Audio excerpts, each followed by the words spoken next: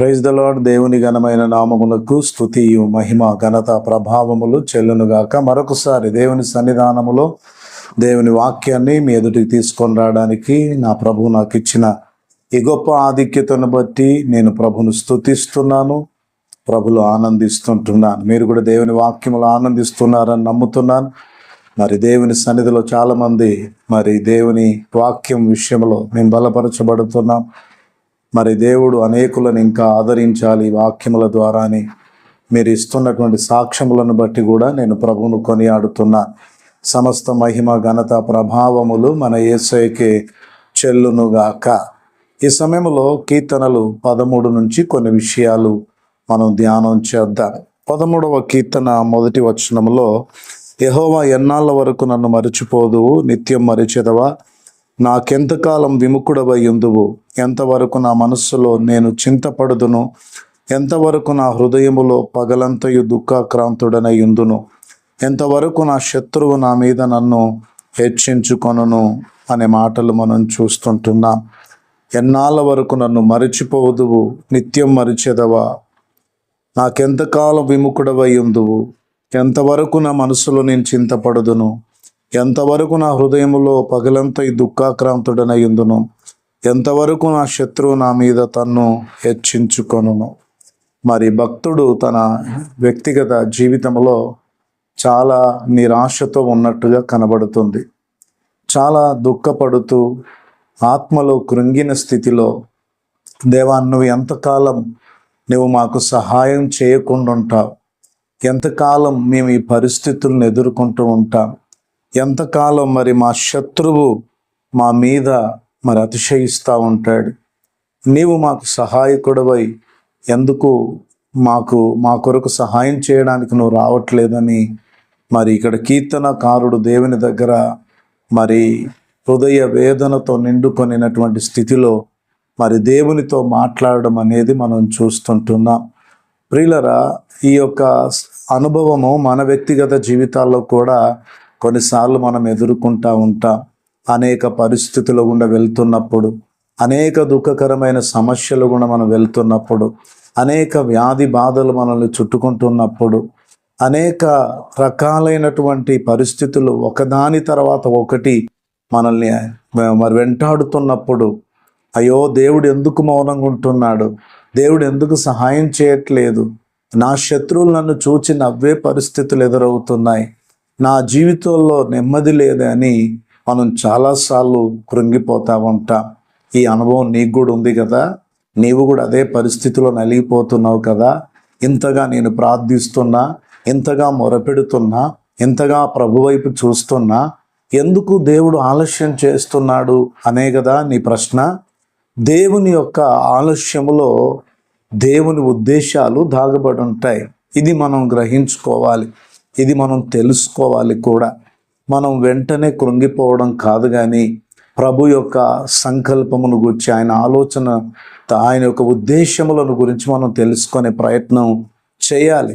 దేవుని వాక్యమాగములో 77వ కీర్తనలో కూడా కీర్తనకారుడు ఆసాపుకి రాసినటువంటి కీర్తనలో 77వ కీర్తనలో చూస్తే 7వ వచనంలో, ప్రభు నిత్యం విడనాడునా, ఆయనకెన్నడూ కటాక్షింపడా, ఆయన కృప ఎన్నటికి లేకుండా మానిపోయేనా, ఆయన సెలవిచ్చిన మాట తరతరములకు తప్పిపోయేనా, దేవుడు కటాక్షింప మానెనా, ఆయన కోపించి వాత్సల్యత చూపకుండునా. ఇక్కడ చూస్తే ప్రభు నిత్యం విడనాడునా, కటాక్షింపడా, ఆయన కృప మానిపోయేనా, ఆయన ఇచ్చిన మాట తప్పిపోయేనా, కటాక్షింపుట అనేది మానుకున్నాడా, వాత్సల్యత చూపకుండునా అనే మాటలు మనం చూస్తుంటున్నాం. ప్రియమైన దేవుని బిడ్డలారా, దేవుడు తన కృపను మనకు ఎందుకు దూరం చేస్తాడు, ఆయన ఎందుకు వాత్సల్యత చూపకుండా ఉండడండి. కొన్నిసార్లు ప్రభువు మనల్ని భిన్నమైనటువంటి రీతిలో నూతనమైన మార్గాల్లో నడిపిస్తున్నప్పుడు అది మనకు శ్రమగా, దుఃఖముగా, వేదనగా, శక్తికి మించిన పోరాటంగా ఉన్నప్పుడు ప్రభువు లేడేమో మనతో అనిపిస్తుంది. ప్రభువు దూరమైపోయాడేమో, ప్రభువు నాకు సమీపంగా లేడేమో, ప్రభువు నా మాటలు ఆలకించట్లేదేమో, ప్రభువు పూర్తిగా నన్ను మరిచిపోయాడేమో అనే ఫీలింగ్స్, ఆ తలంపులు సర్వసాధారణంగా ప్రతి వ్యక్తి కూడా కలుగుతాయి. దావీదు దేవుణ్ణి నిత్యము స్తుతించే అనుభవంలో ఉన్నాడు. దావీదు దేవుని మందిరంలో నివసించడానికి ఇష్టపడే వ్యక్తిగా ఉన్నాడు. ఆయన యెరూషలేము కూడా ఎడముగా ఉండడానికి ఎప్పుడు కూడా ఇష్టపడలేదండి. శత్రువుల చేత పారిపోవాల్సి వచ్చినప్పుడు నా దేవుని సన్నిధికి యెరూషలేముకు ఎడముగా నేను దూరముగా నేను మరణమవకుందునుగాక, నా దేవుడు మరలా నన్ను యెరూషలేముకు తీసుకొని వచ్చునుగాక అని చెప్పి దావీదు మాట్లాడిన సందర్భాలు కూడా ఉన్నాయి.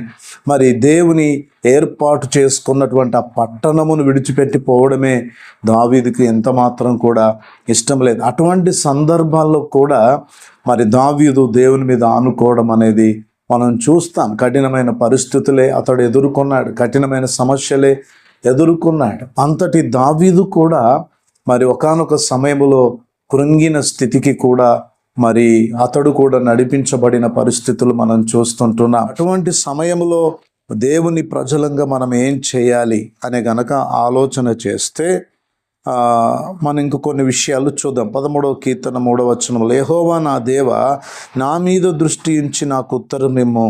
నేను మరణ నిద్ర నొందకుండాను, వాని గెలిచితినని నా శత్రువు చెప్పుకొనకుండాను, నేను తూలిపోయి ఉండగా నా విరోధులు హర్షింపకుండాను నా కన్నులకు వెలిగిమ్ము అంటున్నాడు.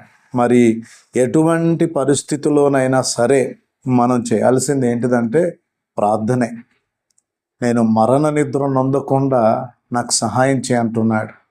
ఆయన చింత చేత, విచారము చేత ఆయన కన్నులు క్షీణించిపోయాయి. అందుకే నా కన్నులకు వెలుగునిమ్మంటున్నాడు. అక్కడ ఎంతో దుఃఖాక్రాంతుడయ్యాడు. 77వ కీర్తనలో చూస్తే దివారాత్రులు నేను కన్నీరు కార్చున్నానంటాడు.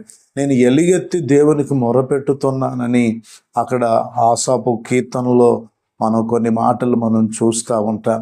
దేవాతి దేవుని సన్నిధానంలో ప్రియమైన దేవుని బిడ్డ, నీ జీవితంలో నీకున్న సమస్యల మధ్యలో నువ్వు దేవుని వైపు చూడడమే దేవుని వాక్యం మనకు నేర్పిస్తున్న చక్కటి మార్గం. నువ్వు ప్రార్థించు, దేవుడు పరిస్థితులను మారుస్తాడు. నీ విన్నపములను కృతజ్ఞతాపూర్వకంగా దేవునికి తెలియచేయి, తప్పకుండా నీ పక్షమున ఆయన నిలబడతాడు. దేవుని వాక్య భాగంలో చూస్తే ఎంతోమంది భక్తుల ప్రార్థన విని వారి కష్టకాలమందు, వారి శ్రమదినమందు వారికి రక్షకుడిగా ఉండి వారికి సహాయం చేసిన దేవుడు ఆయన. దావీదుకు ఆ విశ్వాసం ఉంది గనుకనే నాకున్నటువంటి పరిస్థితులన్నిటిలో, నాకున్నటువంటి కృంగుదల సమయంలో, ఈ వేదనకరమైన సమయంలో మరణమే ఎదురవుతుందేమో అన్నంతగా సమస్యను నేను ఎదుర్కొంటున్నాను. అక్కడ అంటున్నాడు, అదే మరణ నిద్ర నొందకుండా నీవు నాకు సహాయం చేయమంటున్నాడు. నా కనులకు వెలుగు నిమ్ము ప్రభు అని ప్రార్థన చేస్తుంటున్నాడు. ఒక రకంగా చెప్పాలంటే ఆత్మీయంగా పూర్తిగా బలహీన పడిపోయిన స్థితిని గురించి దావీదు మాట్లాడుతూ ఉండొచ్చు. అక్కడ మరణము అనేది ఆ మాట ఆత్మీయ జీవితంలో బలహీనమైపోయిన స్థితిని గురించి మాట్లాడుతూ ఉంటాడు. ఆత్మీయ జీవితంలో ఒక వ్యక్తి బలహీనమైపోవడం ఒక మరణంతో కూడా సమానంగా పోల్చబడ్డది. దేవా, అటువంటి పరిస్థితి దాకా నన్ను వెళ్ళనీయకమని దేవుని సహాయమే కోరుకుంటున్నాడు. ఆసాపు కీర్తనలో 77వ కీర్తనలో కూడా మరి దేవుని యొక్క దక్షిణ హస్తం మార్పునుందని అనుకొనుటకు నాకు కలిగిన శ్రమయే కారణమని చెప్పి పూర్వం జరిగించిన దేవుని ఆశ్చర్య క్రియలను భక్తులు జ్ఞాపకం చేసుకున్నప్పుడు వారి విశ్వాసం పెంపొందించబడి, దేవా, నీ వంటి పరిశుద్ధ దేవుడు ఎక్కడున్నాడు, నీ వంటి ఆశ్చర్యమైన కార్యములు జరిగించు దేవుడు ఎక్కడ లేడని మళ్ళీ భక్తులు మాట్లాడడం 77వ కీర్తనలో 10, 11, 12 వచనాల్లో ఆ మాటలు మనం చూస్తూ ఉంటాం. కనుక ఇంతకు ముందు నువ్వు నీకున్నటువంటి సమస్యల్లో నువ్వు ప్రార్థన చేయాలి. రెండవదిగా, ఇంతకు ముందు దేవునికి ఇచ్చినటువంటి మేలులు, దేవునికి చేసిన మేలులు, దేవునికి ఇచ్చిన రక్షణ, దేవుని పట్ల చూపిన కృపను నువ్వు జ్ఞాపకం చేసుకోవాలి. ఎప్పుడైతే దేవుడు నీకు చూపిన కృపను నువ్వు జ్ఞాపకము చేసుకుంటావో అప్పుడు నీ ఆత్మీయ జీవితంలో నువ్వు బలపరచబడతావు, వృద్ధి చెందుతావు, కృప పొందుకుంటావు. ఇక్కడ 13వ కీర్తనలో చూస్తే 5వ వచనంలో, నేనైతే నీ కృపయందు నమ్మిక ఉంచి ఉన్నాను, నీ రక్షణ విషయమై నా హృదయము హర్షించుచున్నది. యెహోవా నాకు మహోపకారములు చేసి ఉన్నాడు, నేను ఆయనను కీర్తించదని అంటున్నాడు. చూడండి, దేవుని కృప మీద నమ్మకం ఉంచుకుంటున్నాడు, దేవుని రక్షణను బట్టి ఆనందిస్తున్నాడు, ఆ పరిస్థితుల్లో దేవుని కీర్తిస్తుంటున్నాడు. ప్రియులారా, 3 విషయాలు ఉన్నాయి అక్కడ. దేవుని కృపయందు నమ్మకం ఉంచడం. నీ కఠినమైన పరిస్థితులు నిన్ను కృంగదీస్తున్నప్పుడు, భయమునకు గురి చేస్తున్నప్పుడు, ఆందోళనకు గురి చేస్తున్నప్పుడు, ప్రశ్నార్థకంగా మారిపోతున్నప్పుడు దేవుని కృపయందు నమ్మకం ఉంచు. ఆ కృప ఎన్నటికీ నీకు దూరము చేయబడదు. పర్వతములు తొలగిన, మెట్టలు తత్తరిల్లిన నా కృప నిన్ను విడిచిపోదన్నాడు. కరువైన, ఉపద్రవమైన, ఖడ్గమైన, మరి ఈ లోకములో ఉన్నటువంటివి ఏవైనా సరే ఆయన ప్రేమ నుండి, ఆయన కృప నుండి మనల్ని ఏది దూరపరచదండి. దేవుడు మనతో ఉన్నంత కాలం ఆయన కృప మనల్ని బలపరిచేదిగా ఉంటుంది. మన బలహీనతలో ఆ పరిస్థితులన్నిటిని జయించడానికి, తాలుకోవడానికి దేవుడు తగినంత కృపను కూడా మనకు అనుగ్రహిస్తాడు, శక్తినిస్తాడు, బలమినిస్తాడు. అందుకే కృప మీద నమ్మకం ఉంచాలి. రెండవదిగా ఆయన రక్షణను బట్టి ఆనందించాలి. సమస్యలలో ఆనందించడం అనేది పెద్ద వరం, దేవుడు మనకిచ్చిన గొప్ప వరం. నీకు అనేక పరిస్థితులు ఉండొచ్చు, అనేక సమస్యలు ఉండొచ్చు, అనేక ఇబ్బందులు ఉండొచ్చు, కానీ దేవునికి ఇచ్చిన రక్షణ ఉంది, అది చాలా గొప్పది. నువ్వు ఎదురు చూస్తున్న, ఆశపడుతున్న, దేవుడు చేయాలనుకుంటున్న మేలులన్నిటికంటే కూడా రక్షణే గొప్పది. ఆ రక్షణను బట్టి నువ్వు ఆనందించాలి. అందుకే హబక్కూకు గ్రంథంలో మనం చూసినట్లయితే, మరి శాలలో పశువులు లేకపోయినా, మరి ద్రాక్ష చెట్లు ఫలించకపోయినా, అంజూరపు చెట్లు ఫలించకపోయినా, శాలలో పశువులు లేకపోయినా, మరి ఆ చేనులో పైరు పండకపోయినా, నేను యెహోవా యందు నేను ఆనందిస్తానంటాడు. ప్రియులారా, ప్రతి పరిస్థితిలో మనం ఆనందించదగిన విషయం ఏదైనా ఉన్నదంటే అది మన ప్రభువును బట్టి, ఆయన మనకిచ్చిన రక్షణను బట్టి. ఆ రక్షణే లేకపోతే ఈరోజు ఆయన కృపకు మనం పాత్రులము కాలేము కదా.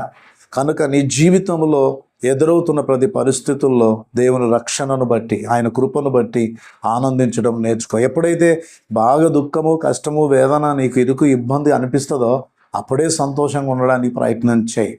ఒక క్రైస్తవుని విజయ రహస్యం శ్రమలలో ఆనందించడంలోనే ఉందంటే అప్పుడు సాతానుడు సిగ్గుపడతాడు, ప్రభువుకు మహిమ కలుగుతుంది. ప్రభు మీద నువ్వు ఆనుకుంటున్న విధానాన్ని చూచిన ప్రభువు నీ విశ్వాసాన్ని గణపరచి నీ కొరకు అద్భుతాలు చేస్తాడు. అప్పుడు యెహోవా మన కొరకు గొప్ప కార్యములు చేసి ఉన్నాడని నువ్వు చెప్పగలవు. ఆ కింది వచనములో దావీదు అంటున్న మాట, యెహోవా నా కొరకు మహోపకారములు చేసి, వెంటనే ఆ మాట అంటున్నాడు అక్కడ. ప్రతి పరిస్థితుల్లో దేవుణ్ణి స్తుతించడం నేర్చుకున్నాడు దావీదు. ఈరోజు నువ్వు చేయాల్సింది కూడా అదే. నీ జీవితంలో అదే చేయాలి. ఒకటి, కృపయందు నమ్మకం ఉంచాలి. రెండవది, రక్షణను బట్టి ఆనందించాలి. మూడవది, ఆయనను స్తుతించడం మొదలుపెట్టాలి. అప్పుడు నీ ప్రార్థన శక్తివంతంగా మారుతుంది, నీ ప్రార్థనకు జవాబు దొరుకుతుంది. దావీదు తన ఆపదలన్నిట్లో, తన శ్రమలన్నిట్లో, తనకున్న పరిస్థితులన్నిట్లో మేలు పొందుకొని, కృప పొందుకొని, జవాబు పొందుకొని ఏ రీతిగానైతే నడిపించబడ్డాడో ఆ రీతిగా నీకు కూడా ఉన్నతమైన అనుభవాలనిచ్చి, కృపనిచ్చి, నిన్ను బలపరచి, నీ జీవితంలో కూడా ఆయన నీ దేవుడుగా బయలుపరుచుకొని తన ఘనమైన నామానికి మహిమ తెచ్చుకుంటాడు. అటువంటి కార్యాలు నీ జీవితంలో కూడా దేవుడు చేయాలని నేను కోరుకుంటూ ఈ మాటలు ముగిస్తున్నాను. ధైర్యంగా ఉండండి, విశ్వాసమును కోల్పోకండి, కృపయందు నమ్మకం ఉంచండి, ఆయనలో ఆనందించడం నేర్చుకోండి, దేవుణ్ణి స్తుతించండి. దేవుడు మీ జీవితంలో ప్రతి శ్రమను ఆశీర్వాదకరంగా చేయనై ఉన్నాడు. ప్రభు ఈ వాక్కు ప్రవచన వాక్కుగా నీ కుటుంబములో, నీ జీవితంలో, సంఘములో, పరిచర్యలో, నీ సేవ పరిచర్యలో, ప్రతి విషయములో ఈ మాటలన్నిటినీ ఆశీర్వాదకరంగా చేయబోతుండగా దేవుని మీద ఆనుకో, దేవుని వైపు చూడు, ఈ వాక్యానికి అప్పగించుకో. ప్రభు వాక్యాన్ని బట్టి స్తుతించడం మొదలుపెట్టు. నన్ను కూడా బలపరచు ప్రభు అని ప్రార్థన చేయి. తప్పకుండా దావీదును బలపరిచిన వాడు నిన్ను బలపరుస్తాడు. అటు కృప దేవుడు మనకు దయచేయునుగాక. ప్రార్థన చేద్దాం. మంచి తండ్రి, మహోన్నతుడా, ఈ కీర్తన భాగమును బట్టి స్తుతిస్తుంటున్నా నాన్న, ఆ మొదటి వచనాల్లో దావీదు నిరుత్సాహములో ఉన్నట్టుగా కనబడుతున్నాడు, దుఃఖములో ఉన్నట్టుగా కనబడుతున్నాడు. నీ కార్యములు ఆలస్యమైనందు చేత దేవుడు ఎందుకు సహాయం చేయడానికి రావట్లేదు అని బాధపడుతున్నాడు. మేము కూడా మా జీవితంలో అనేక దినములుగా వేచి ఉన్నప్పుడు నీ కార్యములు ఆలస్యమైన సమయాల్లో ప్రభు ఎందుకు మౌనంగా ఉన్నాడని మేము కూడా ఆలోచిస్తున్న పరిస్థితులు మా జీవితంలో కూడా ఉన్నాయి ప్రభువా. అయితే పరిస్థితుల మధ్యలో మేము ఏం చేయాలో ఈ కీర్తన భాగం ద్వారా మాకు నేర్పిస్తున్నా. పరిస్థితులన్నిటి కొరకు దావీదు ప్రార్థించినట్టుగా 5వ వచనంలో మేము నేర్చుకున్నాం.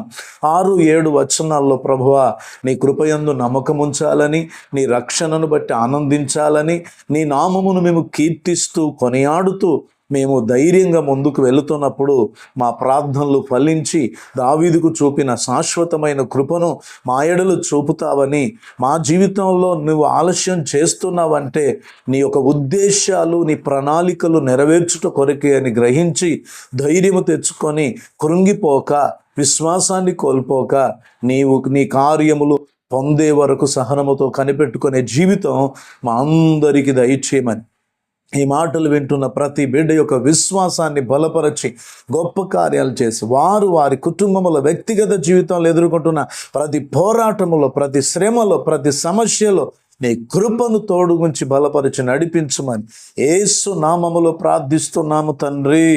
ఆమేన్. దేవుని కృపా సమాధానములు మీకు తోడయుండునుగాక.